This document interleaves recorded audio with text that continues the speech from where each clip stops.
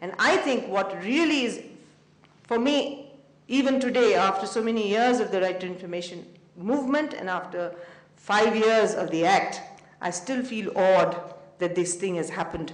So today we're talking about how India and Brazil, I don't know which other country was mentioned, is full of self-flagellation. But what they cannot do, I would like to say, I begin on a very optimistic note, that I think this country has tremendous potential, that if the people of this country, with all the corruption and all the mafia and all the systems that have gone wrong in this country, could through their non-violent movement fight and get the Right to Information Act passed in Parliament, then I think some things are possible in this country. So the university that you plan, if it perseveres, I'm sure it will bring in a new agenda. The thing is, we have to keep changing and adapting to information that comes our way.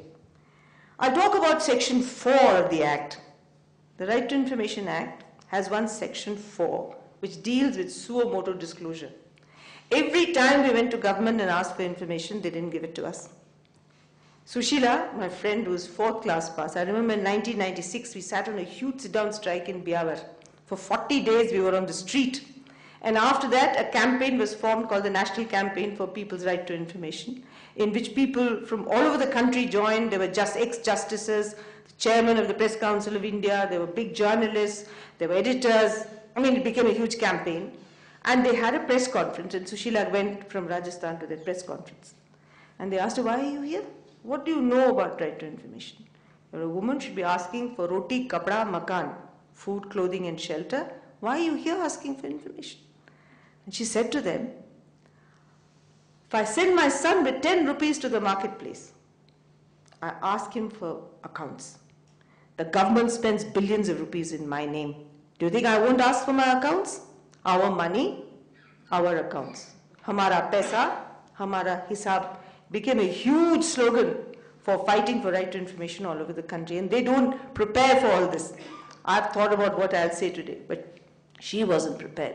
So it's this kind of mind, this kind of political understanding and ethics that gave birth to the right to information. And it was through people like Sushila that Section 4, which is obligatory suo motu disclosure of a government, of what it is doing inside the office to people, became a part of the Act. So there are 17 subclauses in the Act in which you have to display all relevant information outside on a board. It's still not done because the corrupt administration in this country knows that once those boards are up, they are totally accountable. So we are fighting even today, even in the state of Rajasthan, to get these boards up. But it is a list of promises that the government has to keep for us. And we are fighting to get them to implement this tooth and nail. And this was a big debated issue. The Prime Minister didn't want it. He wanted this particular clause taken out. And I remember we went and lobbied with him several times. And the last time we went, Mr. VP Singh got the appointment because the Prime Minister would not see us from the campaign. Mr. VP Singh got the appointment and we all went. And we said to him, if you don't have this clause, keep the Act. Because nobody is going to give us the information.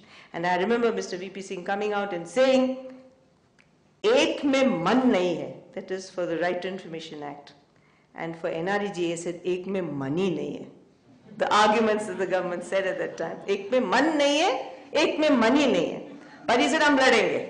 So that was the whole issue. Man means they didn't have the will to give us right to information because that meant that they would lay themselves open to real shift of power. But power has shifted today. It's shifting. And this is something which we have to recognize. Those of us who went to the Panchayat office and were beaten up, today they close the Panchayat office and run away. The social audit that we have conducted recently, which is a kind of public hearing of the Panchayats, there's been such an uproar that all of them have got together again to protest against it, which means that they are corrupt. And when they said that they didn't want us to do the social audit of the NREGA works in Rajasthan recently, government has done it and government has unearthed tremendous amount of corruption.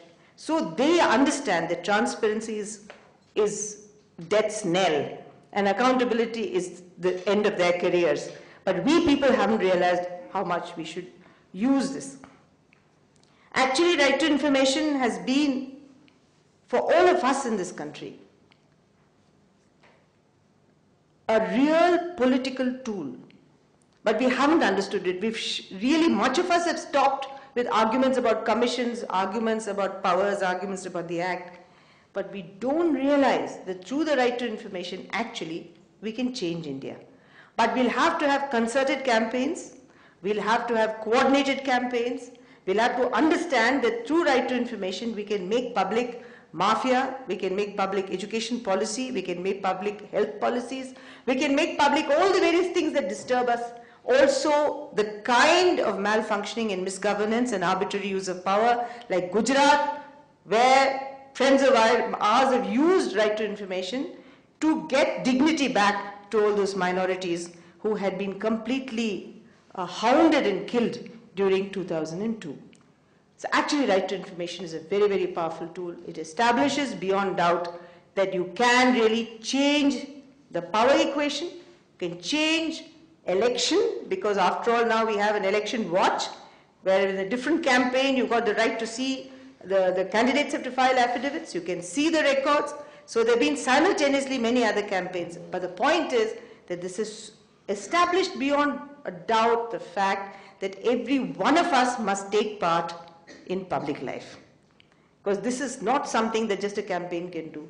If we do not interface with government or with every functioning system that we interface with, where we feel the law has been broken or the rights have been broken, or like now with Chhattisgarh, that we feel that Salva Judum and Mao, the Maoists are two political entities, but what is wrong with the people? The people are suffering. Everywhere right to information is a tool, and the government is reacting to right to information as if we are Naxalites. So that shows the power of this tool and how powerful it is to get decency and democracy back and constitutional rights back into this country.